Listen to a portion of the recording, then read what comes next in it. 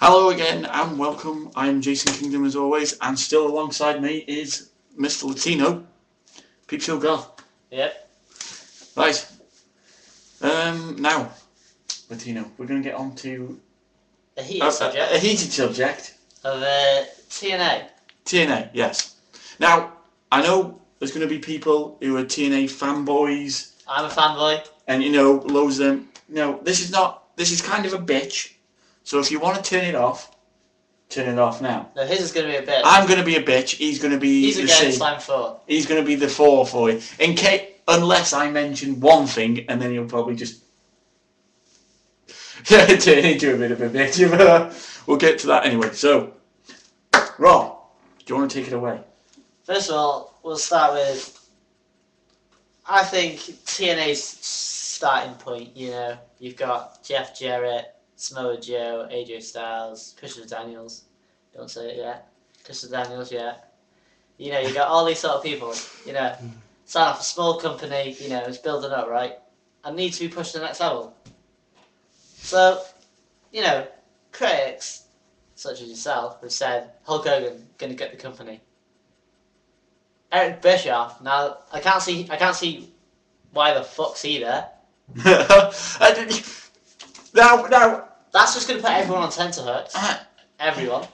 Now, doesn't matter whether, you're kissing the, Dixie Carter's fucking ass or what. I agree with him. Now, like we said, we're going to come off different points here. Now, I agree with him at the start. You had AJ, you had Jarrett, you had Joe. Well, middle part thingy. But then you had, Ken Shamrock was there and everyone. That, the whole start of TNA.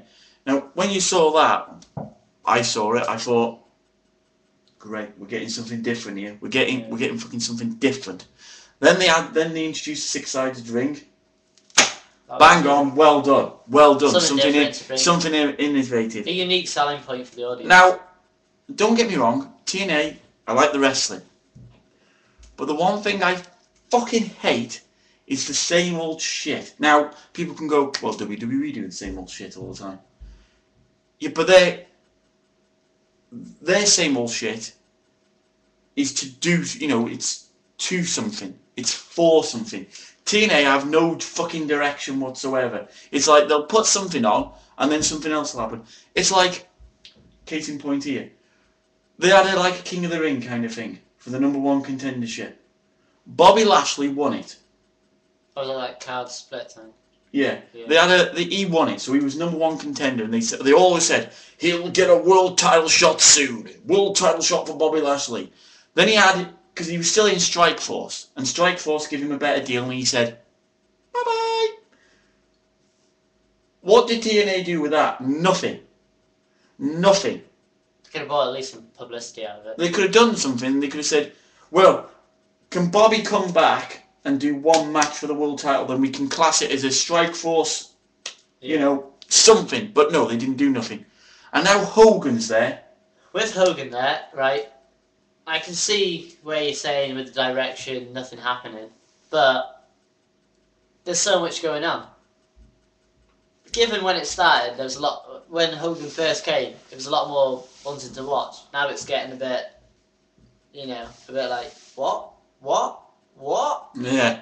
Like, with Hernandez, I know he wanted, like, behind the scenes he wanted to rate, like, but we're giving Matt Morgan, a great big boom, and then the next week, Amazing Red getting kicked in the head as well. It's like, yeah, it's a bit like he was, because with Abyss, if you remember, only TNA fans out there, those really close, and then he got frustrated with him, doing the same again with Hernandez, which is the same old shit. We've seen it before. I mean, before Hogan came, that was happening. Now it's happening again. We don't want to see it again. How many times can Matt Morgan win the tag teams and go, oh, I've got to look for a new... And it's not that. I want to like TNA. I want to love TNA and go, yes, this is what I want to see. This is what I want to... But they throw things out like... I know he's bisexual, and I have no problem with someone being bisexual and they want to portray it. Yeah. But why the f has he got to pour cum all over himself?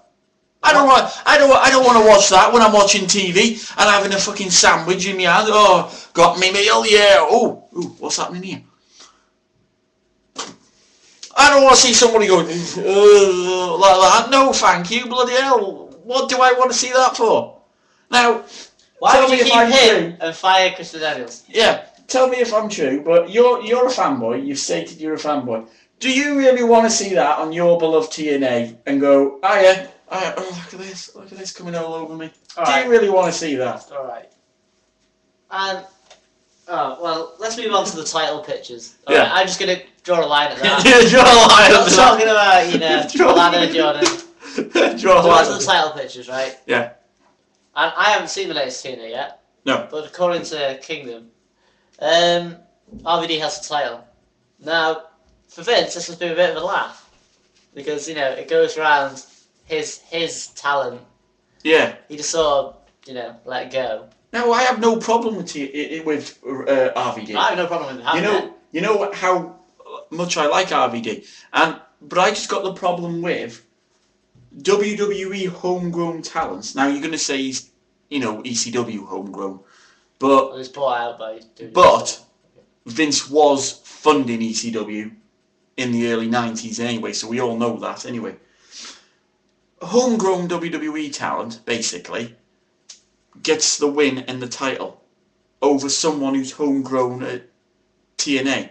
And I just think Hogan and TNA have shat on AJ. He was getting a good push, he was a good heel. Yeah. He had Ric Flair by him. Definitely, yeah. And Ric Flair's back in to wrestle a bit. yeah, now this is... Now, what the fuck? If you're retired, fuck off. I'm sorry for swearing, but fuck it. If you were... Flair always does this. Big Shawn Michaels fan. Now if Shawn... I am big Shawn Michaels fan. Now if Shawn does it, I will lose all fucking respect for Shawn. You've heard it here now. But I don't mind him going there. If he goes to TNA, fair enough. If he's a manager or a backstage consultant, I'm fine with it. Wishing him luck maybe at a match. The thing is, if he goes under the ring and starts fighting, it's like, no, don't like that. You've got a problem with Flair, haven't you, for some apparent reason? Well, I mean, it's sort of like watching my granddad get a little bit angry with me over, spilling the mashed potato. Yeah, he just takes it out of all proportion. I mean, it's the littlest things with Ric Flair. It's like, you come with a microphone. God damn it, I'm a wrestling talent! It's like, fucking hell. I know, you were a wrestling talent. Now you're an old man, get to the retirement age. Yeah. And what did we saw the end of lockdown, didn't we? When he was busted open, he was jumping around and everything. Oh, fucking covered Your in blood. dad has actually said he's going to have a... Yeah. He's going to blood. He's going to blood. Die. We're going to see him die. I don't want to see Flair die, but it's going to happen. The thing is, if he keeps this up, he's going to die in the ring.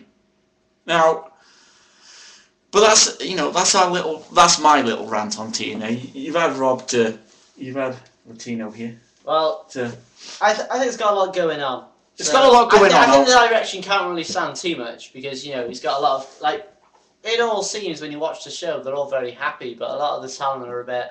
Yeah, it's one of these things. The show.